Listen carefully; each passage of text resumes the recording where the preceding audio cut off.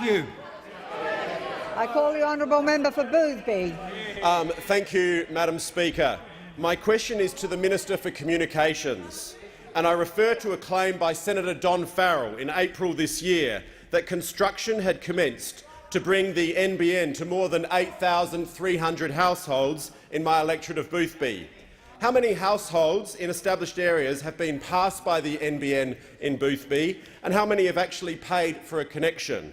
And were Senator Farrell's remarks consistent with the approach of the previous government? I call the honourable Minister for Communications. I thank the honourable member for his question about his electorate of Boothby, and I regret to say that there are none, zero, brownfield premises passed in his electorate with the NBN fibre, and consequently it will surprise him there are no connections, no one's paying for a service. Now, this isn't surprising, Madam Speaker.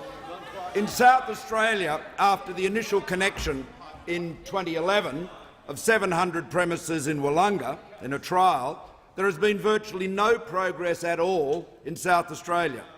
At the time of the election, only an additional 69 brownfield premises have been connected in the whole state, only an additional 69. Now, we recall the Labor Party talking about the project being about to ramp up. Well, there was a ramp, Madam Speaker, but it was all down. Of course, this abject failure to deliver could not dampen the enthusiasm of the honourable members opposite. On the 28th of August, the Hungarian club in Norwood in Adelaide was witness to an NBN forum. The member for Chifley was there. The member for Adelaide was there, and it was to update constituents on the progress of the NBN. I have the invitation here.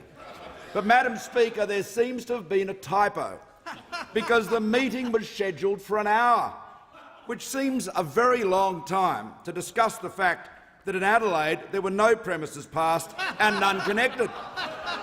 Of course, the member for Adelaide may have allocated the time to explain how this zero result could be reconciled with her announcement in July 2010 that Prospect was next in line for the NBN, or indeed that construction had commenced in November 2011.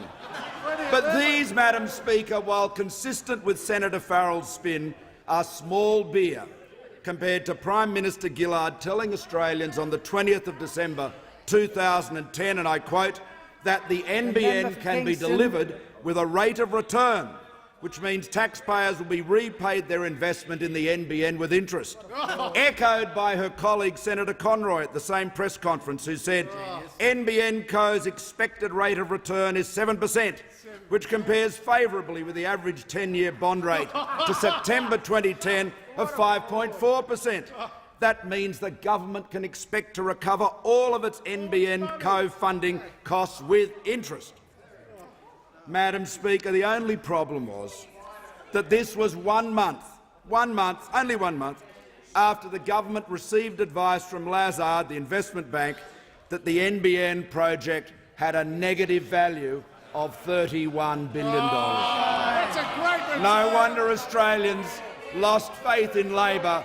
No wonder they're sick of their spin.